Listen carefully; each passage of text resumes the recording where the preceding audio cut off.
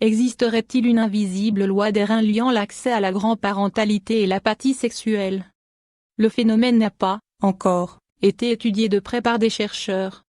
Il n'empêche qu'il semble toucher bon nombre d'entre nous récemment intronisés grands-parents.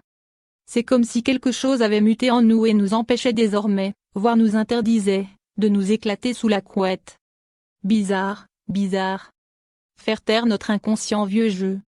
Quand nous nous regardons dans le miroir, nous ne voyons pas une mamie nova à l'austère chignon gris plaqué sur la nuque mais une dynamique sexagénaire n'ayant rien lâché sur sa féminité. Pourtant, notre inconscient continue sans ciller de faire rimer notre âge avec vieillesse. Étonnant comme il peut parfois se montrer anachronique et accroché à des représentations éculées.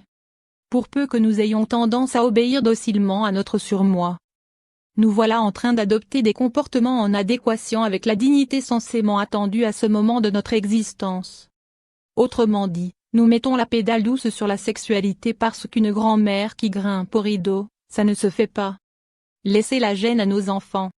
Toujours au rayon de l'inconscient ou des non-dits, certains reproches sous-jacents de nos enfants peuvent freiner nos ardeurs. Les jeunes parents ont une vie plus éprouvante et stressante que leurs baby-boomers de parents à la retraite. Alors qu'ils ne trouvent plus le temps ni l'énergie de faire l'amour, ils verraient d'un très mauvais œil que leurs géniteurs connaissent le nirvana sexuel. Ils ne se gênent donc pas pour actionner tous les ressorts de la culpabilisation et s'arrangent inconsciemment pour hypothéquer l'intimité entre leurs parents. Décrypte Valérie Cordonnier, sexologue. Il dispose d'un moyen tout trouvé. Nous solliciter voire nous réquisitionner pour s'occuper de leur garnement. Bien sûr, ces moments passés avec nos petits chéris nous ravissent mais ils nous laissent sur le flanc, incapables de la moindre velléité érotique. Ainsi lessivés, certains grands-parents ont tendance à se résigner et renoncent à leur sexualité sans autre forme de procès.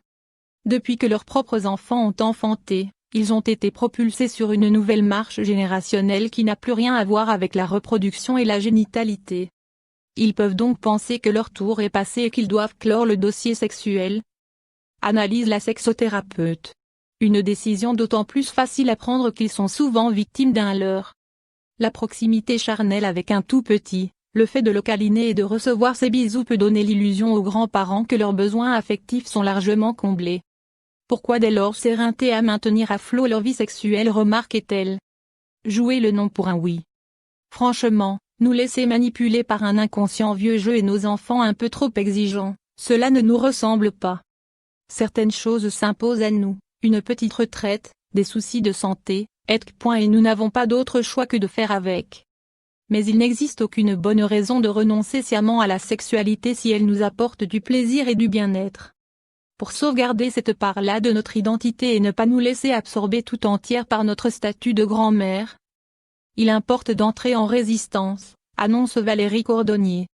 Premier axe de notre plan de bataille, on fait taire nos petites voix intérieures culpabilisantes. Et on assume d'être une grand-mère ayant le droit, et l'envie, de s'envoyer en l'air autrement qu'en accompagnant nos bouts de chou sur un manège. Second axe, on revendique d'appartenir à la tribu des grands-parents chicoufs heureux de voir les arriver chez nous et soulagés quand ils s'en vont.